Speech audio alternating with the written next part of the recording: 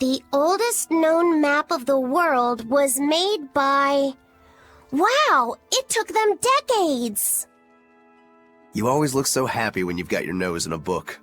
What's so interesting about the one you've got there? It's a book about surveying. When I read it, I can imagine myself traveling afar and making maps of the world. It sounds like so much fun. I know just how you feel.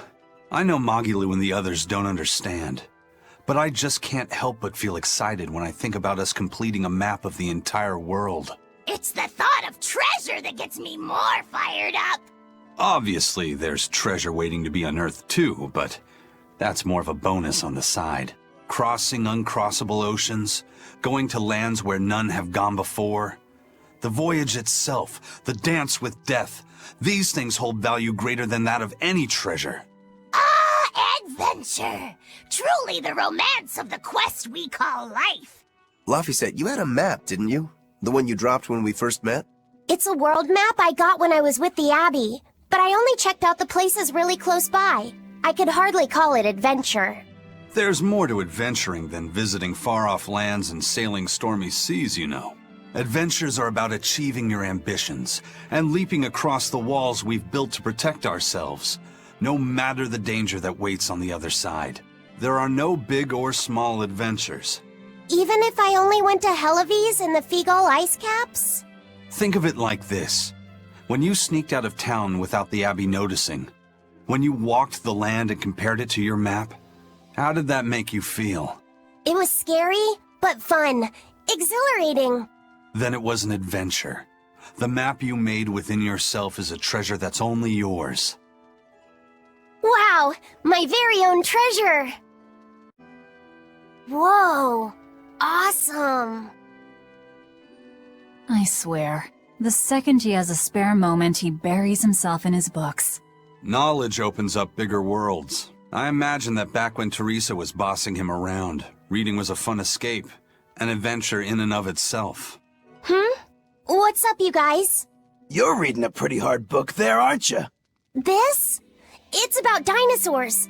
It says that long before humans were around, these huge creatures ruled the world. There are so many different kinds, like tyrannosaurs and triceratops and brachiosaurs. They're all so cool. They look like dragons to me.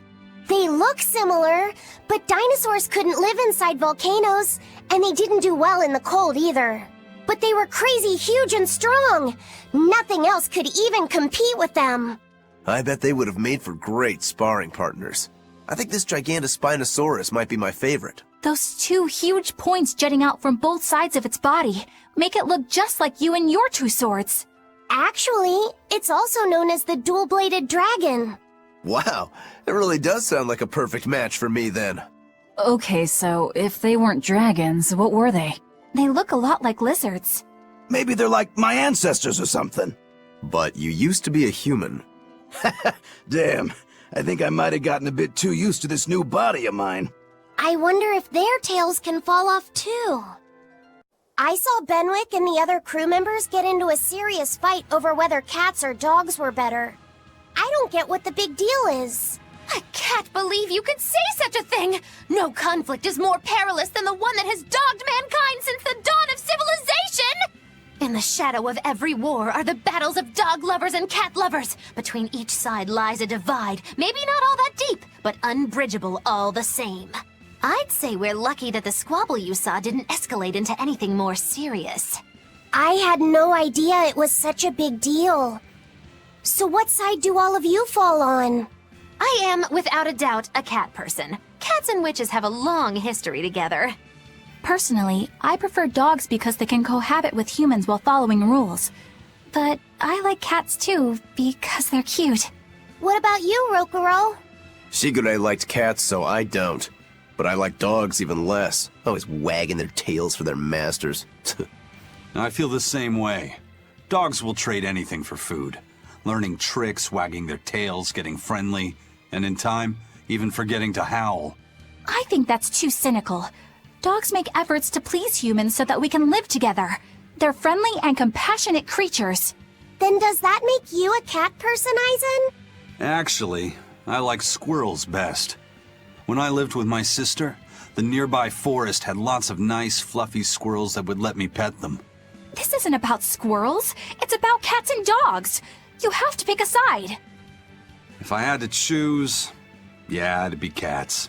There's something lovable about the way they act, especially when you spoil them. Reminds me a lot of my sister. What about you, Velvet? Cats or dogs? Dogs.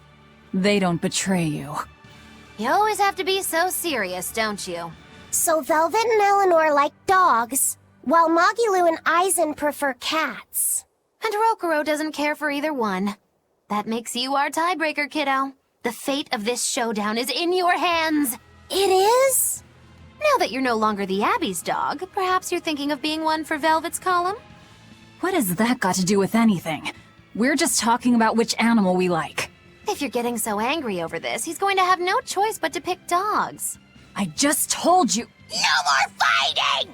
This is clearly getting out of hand, so why don't you all agree that you're Bienfu people and make up already? And what makes you special enough to have Bienfu people? Because I can be loyal like a dog, but also do my own thing like a cat. If you pick me, everybody wins. I don't think it works that way.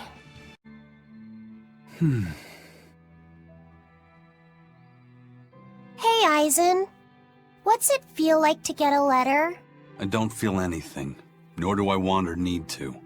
There's no joy in receiving these things. Huh? Why not? Don't be so shocked. Look, it's just an invoice from the turtles. What's the big deal anyway? Do you wish you get letters too? Yeah. But I don't have anyone to send letters to. Let alone anyone who would send me any.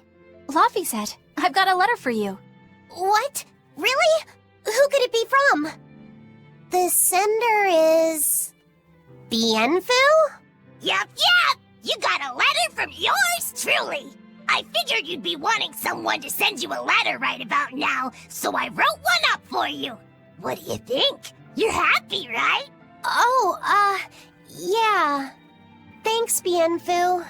I'll even read it for you. Dear Moloch Laphicet, I hope that this letter finds you in good health and high spirits. Thankfully, I'm doing well myself, with no major changes to report. Bienfu's taking all this so seriously. It's so rare to actually see him like this. As you're aware, I've been spending my days ironing Magilu's outfits, sewing her buttons, and washing her hat and tremendously long socks. Recently, however, I made the mistake of remarking to her that she might not have been quite as slender as she once was in her younger years. She hung me upside down from the roof in the middle of the cold. I nearly became a frozen Normansicle. It was so horrible that I couldn't stop my tears from flowing down my little cheeks. There's the Bienfu we know and love. But all you wrote about in that letter was yourself, and you even read it out loud yourself. That's okay. Thanks, Bienfu. It feels nice to get a letter. That's so kind of you to say. I think I might